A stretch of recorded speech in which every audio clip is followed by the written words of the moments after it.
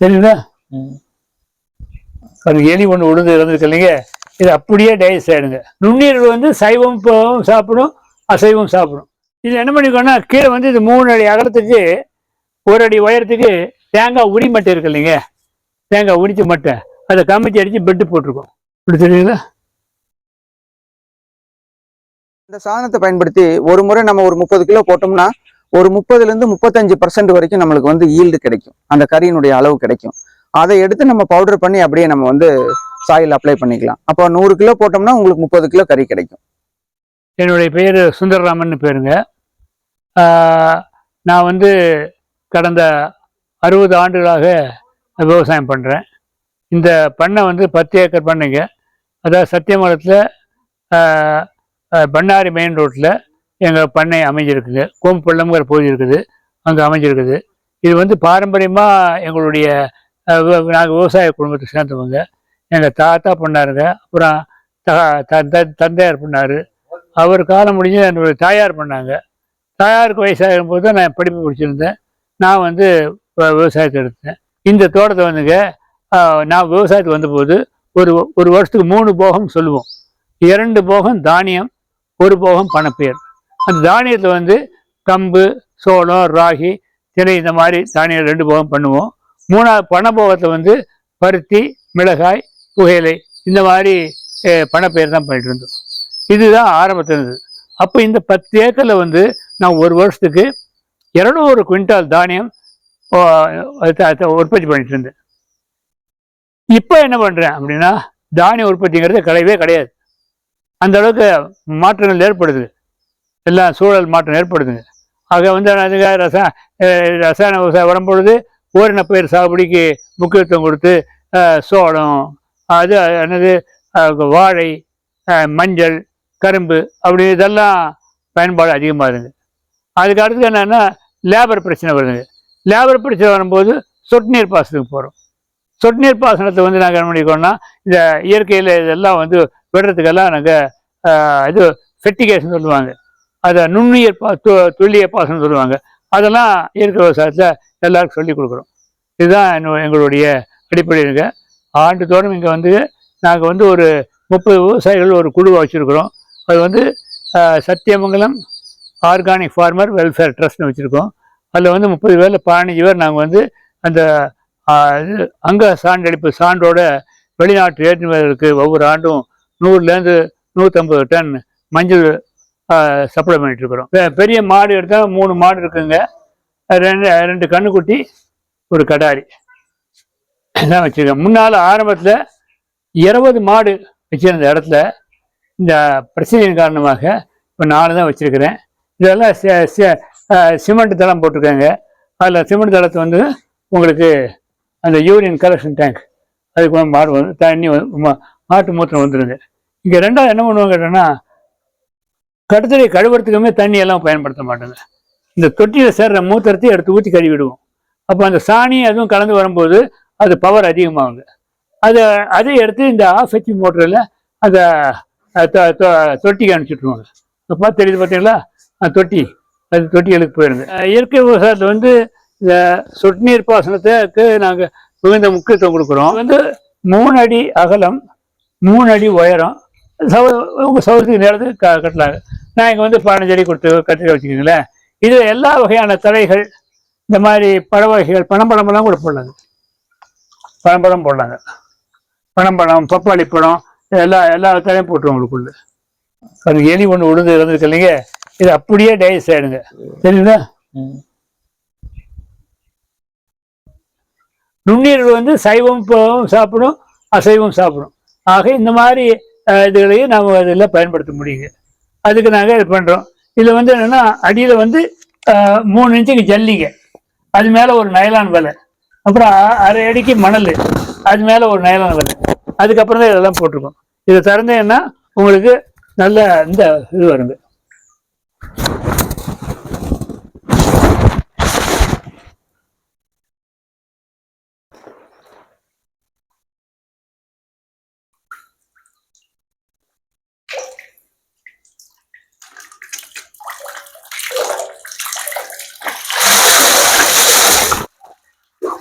கீழே தொட்டி.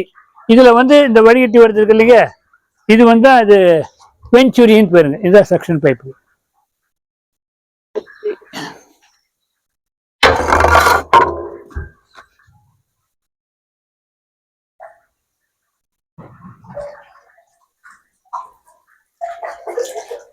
புரியுதா?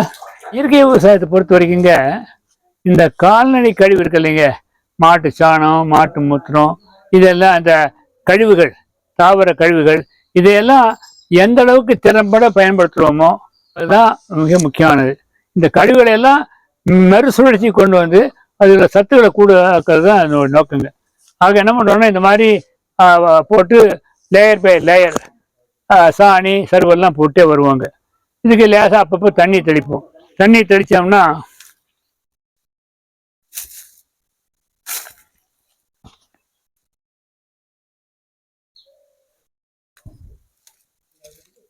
இந்த மாதிரி மக்குது.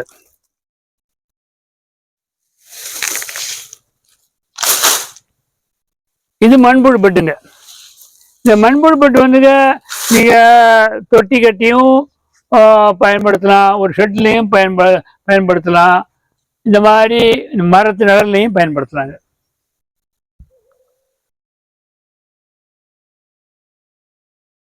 இது என்ன பண்ணிக்கோன்னா கீழே வந்து இது 3 அடி அகலத்துக்கு 1 அடி உயரத்துக்கு தேங்காய் உரி மட்டை இருக்கு இல்லைங்க, தேங்காய் உரிச்ச மட்டை அதை கமிச்சு அடித்து பெட்டு போட்டிருக்கோம். அந்த பெட்டு மேலே நான் இப்போ கொண்டு வந்த பார்த்தீங்களா இந்த கம்போஸ்ட்டு, இந்த கம்போஸ்ட்டை அது மேலே பரப்புகிறோம். அது மேலே அப்புறம் இலை தழைய போடுறோம். போட்டு அப்புறம் வந்து சாணியை வச்சு மண்புழு உள்ளே விட்டுறோம். விட்டோம்னா உங்களுக்கு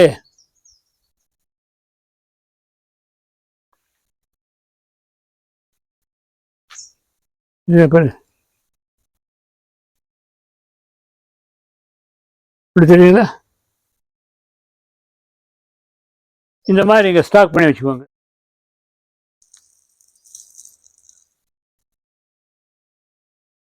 வெயிட்டே இருக்காதுங்க, வெயிட் இல்லாமல் இருக்குங்க. இது என்னங்கிறேன்னா நான் வந்து என்னுடைய 10 ஏக்கர் தேவைக்கு முழுமையாக உற்பத்தி பண்ணுறேன்னு கேட்டேன்னா முடியறதில்லை. ஏன்னா இந்த அளவுக்கு கால்நடை என்கிட்ட இல்லை. அப்போ என்ன பண்ணுறேன்னு கேட்டேன்னா இதில் வந்து ஒவ்வொரு பயிர் சாகுபடி பண்ணுற பொழுது நுண்ணுயிர் கலவை உரம்னு தயார் பண்ணி ஒரு ஏக்கருக்கு 200 கிலோ 300 கிலோ 500 கிலோ கொடுப்போம். அந்த மாதிரி சமயத்தை மட்டும் இதை பயன்படுத்துவாங்க. இப்போ வந்து உங்களுக்கு 50 அடி தண்ணி இருக்குது. நீர் பாசனத்துக்கு தோட்டம் முழுமைக்கு இதுதான். ஆமாம்.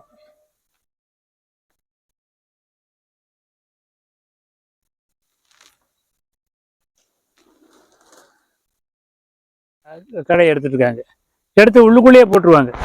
அது வந்து உங்களுக்கு மக்கு பொருளாக மாறிடுங்க. இதெல்லாம் அப்படியே மக்குது பார்த்தீங்களா, இதை மனம் ஸ்மெல் பண்ணுங்க நீங்கள். இல்லை உங்களுக்கு கழிவு வருங்க, சிறந்த கழிவாக மாதிரி இருக்கு பாருங்க. அது மாட்டுக்கு அதுக்கு பயிருக்கு சிறந்த உணவுங்க.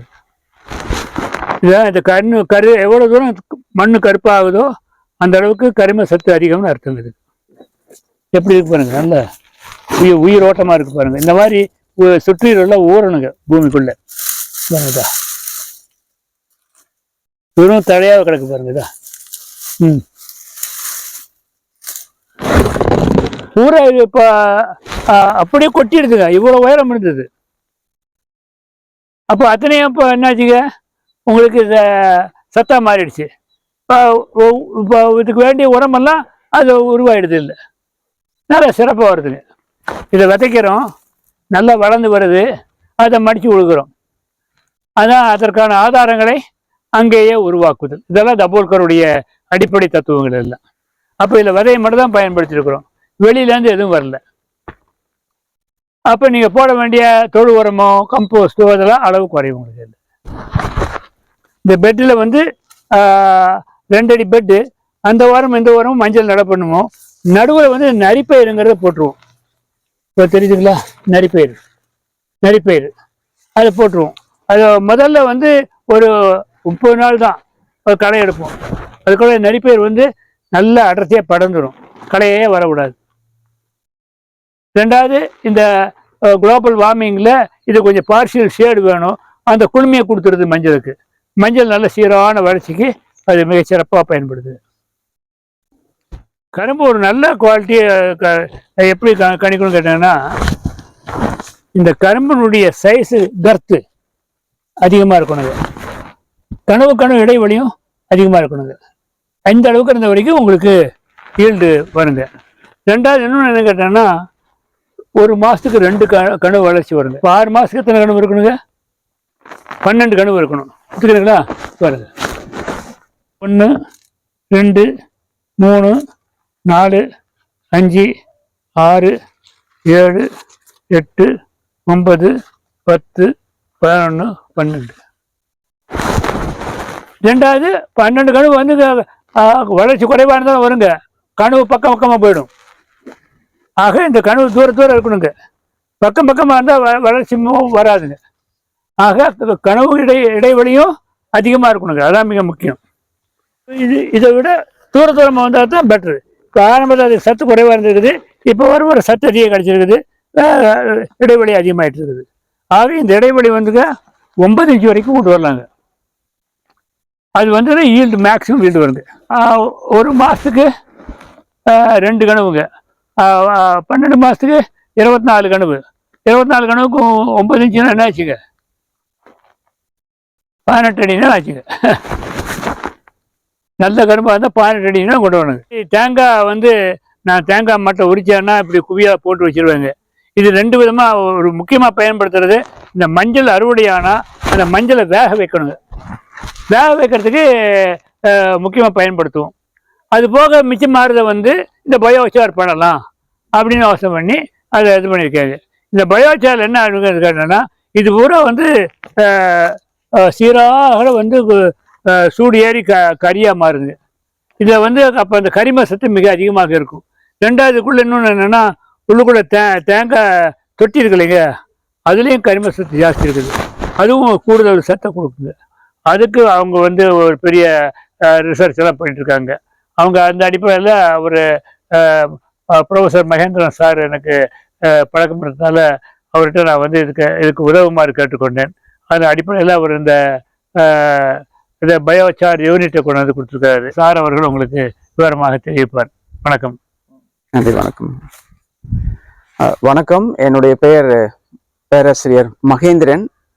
புதுப்பிக்கவல்ல ஆற்றல் பொறியியல் துறை, வேளாண் பொறியியல் கல்லூரி மற்றும் ஆராய்ச்சி நிலையம், தமிழ்நாடு வேளாண்மை பல்கலைக்கழகம், கோவை. எங்களுடைய துறையில் பார்த்தீங்கன்னா பல்வேறுபட்ட புதுப்பிக்கவல்ல ஆற்றல் சேர்ந்த தொழில்நுட்பங்களை உருவாக்கிட்டு இருக்கிறோம். அதில் குறிப்பாக எங்களுடைய துறையிலிருந்து ஏற்படுத்தின இந்த கரியாக்கு சாதனம், அதாவது பயோசார் அல்லது சார்கோல் ப்ரொடக்ஷன் யூனிட்னு சொல்லுவோம்.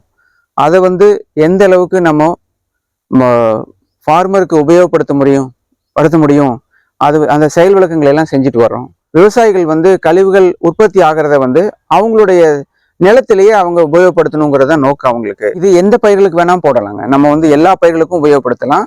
இப்போ நாங்கள் வந்து கோயம்புத்தூர் மாவட்டத்தில் ஒரு இயற்கை விவசாயம் பண்ணையில் வந்து நாங்கள் சின்னியம்பாலத்தில் பயன்படுத்தி பார்த்தோம். அவங்க குதிரை மசால் பயிருக்காக போட்டிருந்தாங்க. அப்போ எங்களுக்கு மகசூல் அதிகமாக கிடைச்சிது. அந்த விவசாயம் மூலமாகவே நாங்கள் அதை கிட்டத்தட்ட 90 நாட்கள் அவங்களுடைய அப்சர்வேஷனில் விட்டு அது எவ்வளோ மகசூல் கிடைக்குதுன்னு எடுத்து பார்க்கும் பொழுது நல்ல சிறப்பான மகசூல் வந்துச்சு எங்களுக்கு. இந்த சாதனத்தை பயன்படுத்தி ஒரு முறை நம்ம ஒரு 30 கிலோ போட்டோம்னா ஒரு 30லேருந்து 35% வரைக்கும் நம்மளுக்கு வந்து ஈல்டு கிடைக்கும். அந்த கரியினுடைய அளவு கிடைக்கும். அதை எடுத்து நம்ம பவுடர் பண்ணி அப்படியே நம்ம வந்து சாயில் அப்ளை பண்ணிக்கலாம். அப்போ 100 கிலோ போட்டோம்னா உங்களுக்கு 30 கிலோ கறி கிடைக்கும். ஆல் இந்தியா கோஆர்டினேட் ரிசர்ச் ப்ரோக்ராம்லையும் இதுலேயே வந்து கண்டினியூஸ் பயோசார் ப்ரொடக்ஷன் சிஸ்டம் எல்லாம் வந்து டெவலப் பண்ணியிருக்காங்க. அதெல்லாம் அடுத்த கட்ட நடவடிக்கைக்கு வந்து மேற்கொண்டு நம்மளுடைய வேளாண் மக்களுக்கு வெளியில பயன்படுத்துறதுக்காக செஞ்சுட்டு வந்துட்டு இருக்கோம். இப்போ எந்த மாதிரி ஃபார்மர்ஸ் வந்து உங்களை கான்டாக்ட் பண்ணலாம் இது வேணும் அப்படிங்கிறவங்க? இப்போ யாருனாலும் வந்து அதாவது தன்னுடைய வேளாண் கழிவுகளை வந்து நம்ம ஒரு நல்ல ஒரு கார்பன் துகளா உருவாக்கணும் அப்படிங்கிறவங்க யார் இருந்தாலும் வந்து கேட்கலாம், அணுகலாம் எங்களை. பெரிய ஃபார்மர்ஸ், சின்ன ஃபார்மர்ஸ் அந்த மாதிரி ஏதாவது இருக்கா? நாங்க வந்து ஒரு farming scale, small farming scale, ஒரு 10 ஏக்கரா ஒரு 5 ஏக்கராலேருந்து 10 ஏக்கராக்குள்ள இருக்கவங்க அவங்களே சுயமா பண்ணிக்கிறதுக்காக ஒரு 100 கிலோ அளவு வரைக்கும் நாங்கள் பண்ணியிருக்கிறோம். இது மேற்கொண்டு பெரிய அளவில் எங்களை நிறைய பேர் தொழிற்சாலையிலேருந்து வந்து கேட்டுக்கிட்டு இருக்கிறாங்க. இப்போ எங்களுடைய துறையும் சரி, எங்களுடைய வேளாண்மை பல்கலைக்கழகத்தையும் சரி அணுகிட்டு இருக்காங்க. அவங்களுக்கு நாங்கள் முடிந்த அளவுக்கு அடுத்த லெவல் கொண்டு போகிறதுக்காக நாங்கள் அதுக்கு ஒர்க் பண்ணிட்டு இருக்கிறோம். அது இப்ப இதை எந்த மாதிரி செஞ்சு கொடுக்குறீங்க ஃபார்மர்ஸ்க்கு, அதை சொல்லுங்க.